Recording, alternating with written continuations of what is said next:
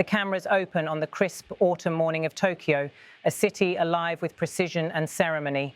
The soft hum of marching boots echoes through the courtyard of Japan's Defense Ministry as flags ripple in the cool wind. Standing at the reviewing platform, US Defense Secretary Pete Hegseth and Japan's Minister of Defense Shinjiro Koizumi watch a guard of honor assemble. It's a moment steeped in protocol, but beneath the polished surface, it carries immense geopolitical weight. This is not just another diplomatic visit. It marks the third leg of Hegseth's Asia tour, one that spans Malaysia, Vietnam, South Korea, and Japan, signaling Washington's deepening strategic emphasis on the Indo-Pacific. His mission: to reaffirm US alliances, ensure regional stability, and rally allies to shoulder greater defense responsibilities in the face of China's expanding influence. As the ceremony begins, the two men stand side by side. The US and Japanese flags are raised simultaneously, their colors catching the morning sun. Cameras zoom in, capturing the brief handshake between Hegseth and Koizumi, a gesture both symbolic and strategic. For Japan, this moment comes at a crossroads. The nation has entered a new defense era, one where pacifist restraints of the past are being reinterpreted to meet a harsher regional reality. Tokyo's decision to double its defense spending over the next 5 years marks a historic shift, one that Washington has quietly and at times openly encouraged. As the two ministers walk past rows of uniformed soldiers, the US-Japan alliance stands on display, not merely as a military partnership, but as a statement of enduring deterrence. In the background, reporters note that Japan has already approved the purchase of additional F-35 fighter jets and long-range Tomahawk missiles from the United States, a move that underscores the expanding scope of their defense cooperation. Inside the Defense Ministry, the mood turns more focused. Cameras capture Hegseth and Koizumi seated across a long mahogany table, flanked by senior military aides and interpreters. Discussions begin, centered on joint exercises, missile defense systems, cyber resilience, and supply chain security. Both men understand that the Indo-Pacific's fragile balance rests on their ability to synchronize strategy in an increasingly unpredictable world. Hegseth, known for his assertive tone and direct approach, emphasizes what he calls strategic readiness. He stresses that the Indo-Pacific is not just a region of opportunities, it's the front line of freedom. His message is clear. The United States expects allies like Japan to move from being partners to active contributors in collective defense. Koizumi responds with his characteristic composure. He highlights Japan's recent policy evolution, the establishment of a permanent joint command and new readiness initiatives with the self-defense forces. For him, this meeting represents more than coordination. It's about redefining Japan's strategic posture in an age of missile tests, cyber threats, and regional assertiveness. Outside, a small crowd of journalists gathers, their lenses aimed at the building's entrance. The images broadcast across global networks, two defense leaders shaking hands, a gesture repeated countless times in Tokyo's corridors of diplomacy, yet this one lands with greater resonance. For Washington, Japan's growing defense autonomy is not just welcome, it's essential. The Biden administration's Indo-Pacific framework, now accelerated under Hegseth's defense leadership, seeks to distribute responsibility among allies. The message is blunt. The United States will remain a Pacific power, but it expects its allies to invest more, both financially and strategically, in deterring common threats. The Tokyo stop is also a stage setter for Hegseth's next destinations. In Kuala Lumpur, he will discuss maritime cooperation and counter-narcotics operations in the South China Sea. In Hanoi, the agenda shifts to cybersecurity and countering grey zone tactics. And in Seoul, the focus turns to trilateral coordination with Japan, a relationship historically tense but increasingly pragmatic in the face of shared challenges from Pyongyang and Beijing.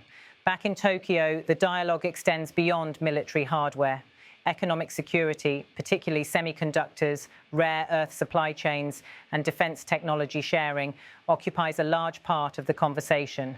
The two ministers speak candidly about ensuring that both nations remain insulated from coercive economic practices.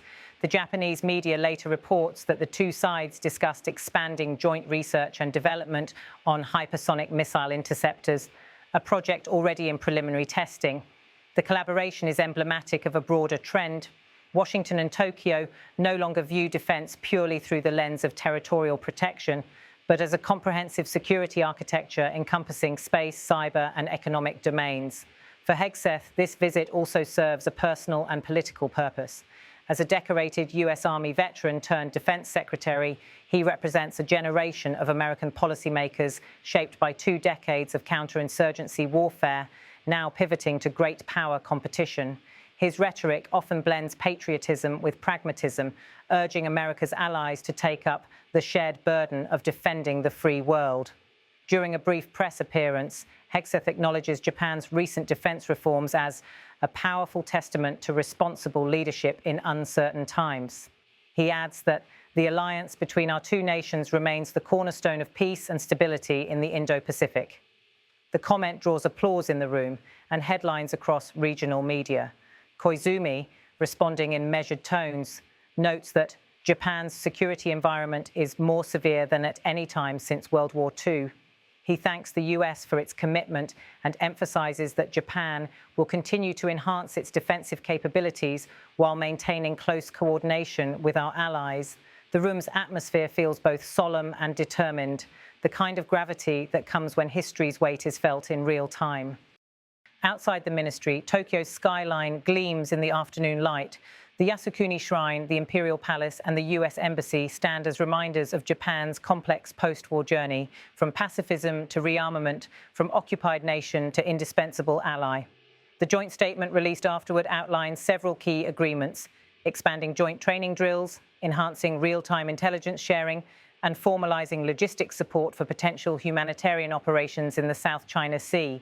There's also a renewed commitment to Taiwan's defense stability, phrased carefully but unmistakably signaling deterrence. Analysts note that this new phase of US-Japan cooperation comes amid shifting regional alignments: China's naval patrols near the Senkaku Islands, North Korea's continued missile testing, and the Philippines' growing security coordination with Japan and the US have reshaped the region's defense map.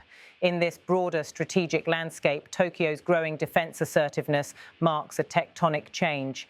For decades, Japan's security policy was defined by Article 9 of its constitution, renouncing war.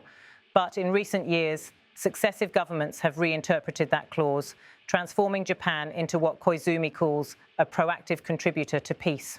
The meeting between Hegseth and Koizumi, then, is more than symbolic. It represents a convergence, a strategic alignment between 2 democracies committed to preserving a rules-based order amid turbulence. As the day winds down, the 2 ministers tour a display of Japan's latest defense technologies, including radar systems, next-generation drones, and ballistic missile interceptors. Hegseth nods approvingly as Japanese engineers explain how the systems integrate with US platforms. Interoperability, he remarks, isn't just about machines, it's about trust. Their interaction encapsulates the essence of this visit: confidence, coordination, and commitment. Later that evening, a dinner reception is held at the American ambassador's residence in Tokyo's Akasaka district. The guest list includes senior military officials, diplomats, and members of the Diet. Conversations flow from defense budgets to baseball, but the undercurrent remains the same. The Indo-Pacific is entering a decisive decade. In private remarks, Koizumi praises Hegseth's efforts to sustain regional stability, calling the US-Japan alliance the most vital in modern history. Hegseth, in turn, emphasizes that freedom must be defended not only with words, but with resolve. By nightfall, Tokyo glows under a sea of city lights. News anchors across Asia replay the day's handshake, framing it as a sign of deepening unity between Washington and Tokyo. Analysts discuss how this meeting could influence regional power dynamics, especially as China ramps up its military spending and Russia continues to expand ties with Asian partners. For the United States, this visit serves as both reassurance and warning. Reassurance to allies that America remains steadfast in its commitment to the Indo-Pacific, and warning to adversaries that the alliance system remains alive and adaptive. Japan, too, stands at a new threshold. Once hesitant to project military power, it now seeks to define what a responsible defense role looks like in a world of hybrid threats and shifting alliances. In the coming days, Hegseth will depart for Seoul, where the conversation will shift to trilateral missile defense coordination, but the echoes of Tokyo will linger, a reminder that diplomacy and defence now move hand in hand across a region on edge. As the final images roll, flags fluttering against the twilight sky, the symbolism feels unmistakable. The US and Japan, once foes turned partners, now face a new challenge, preserving stability in an age defined not by ideology, but by the struggle for balance. And as Hegseth boards his plane at Haneda Airport, bound for his next stop, one line from his earlier remarks seems to capture the essence of his tour. Peace is not a gift of circumstance, he said. It is the result of strength, shared, prepared, and unwavering. The aircraft lifts into the night sky, its lights tracing across the Pacific horizon, carrying with it a message of enduring alliance and the steady hum of a partnership built to last.